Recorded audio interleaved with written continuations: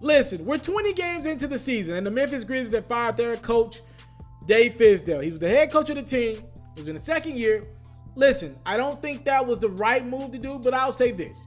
If you see your team losing game after game, they lost like 8 straight games, you see that he's not getting along with your star player, Marc Gasol. You bench your star player in a game that you lose. You can't do that and lose that game. If you make a bold decision like that to bench the franchise, you better win that game, period. And they didn't win that game, and now Dave Fizdale's out of job. Let's take it a step further than that, though, because this Memphis organization, and I'm from Memphis, so it's a little bit of bias into it. This Memphis Grizzlies organization, they claim that they're in a position to win championships, right? They claim that they're doing enough as an organization to win championships. And to give them credit, they're spending much more money now than they did in the past. I will admit that.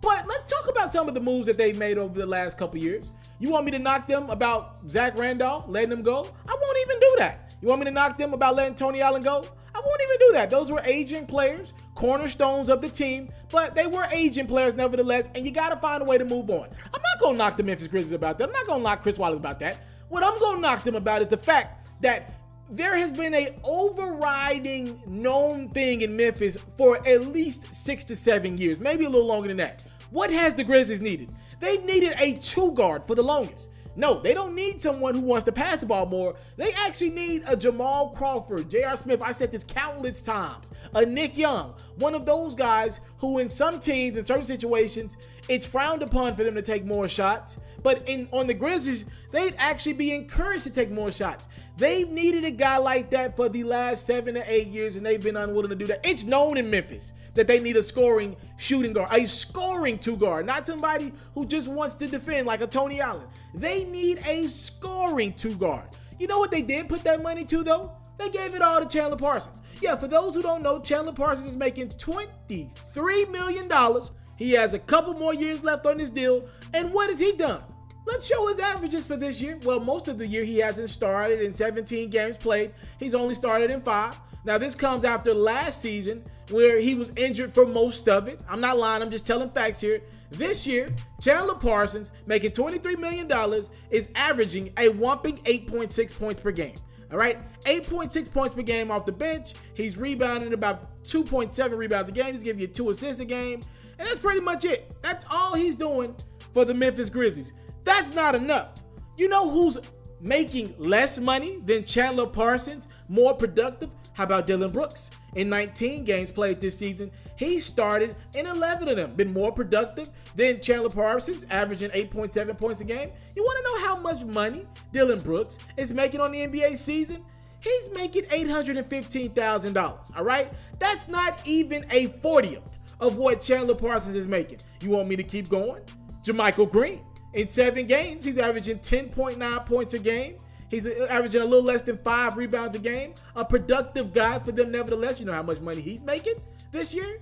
He's making about $8.5 million, and he's earning every penny of his money. Mike Conley has had the injury bug. Marc Gasol, he's been himself, but it looked like him and Dave Fizdale don't get along. I'm with you. Mario Chalmers has outplayed his contract thus far.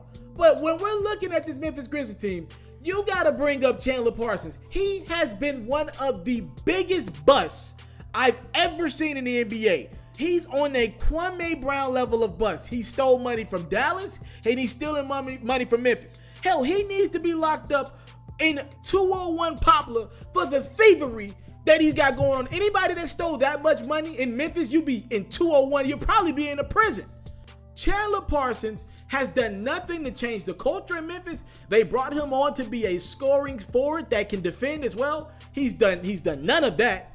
He has not been on the court. Heck, he's probably why the Grizzlies looked so abysmal in the playoffs last year.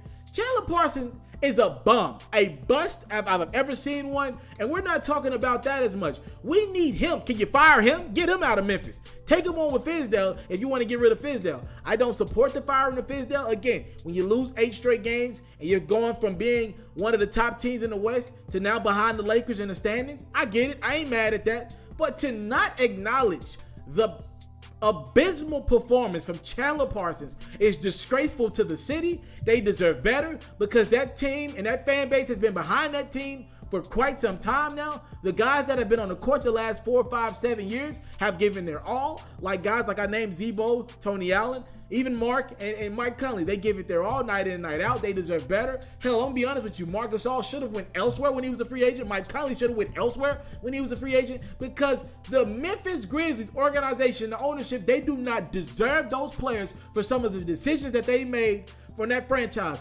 Everyone knows they need a scoring 2 guard. Everyone knows that Chandler Parsons is a bum. They never address those issues, and that's why you see a head coach who didn't get a fair shot at this thing get fired 20 games in. I want to salute you, homie, you know, for building your own thing and doing your own thing, creating your own platform, your own website. I got one life to live out my dreams, and I'm giving this thing all I got. I interview celebrities. I talk sports. I represent the culture. Right now, you're turning up on MrTaliaferro.com, shawty.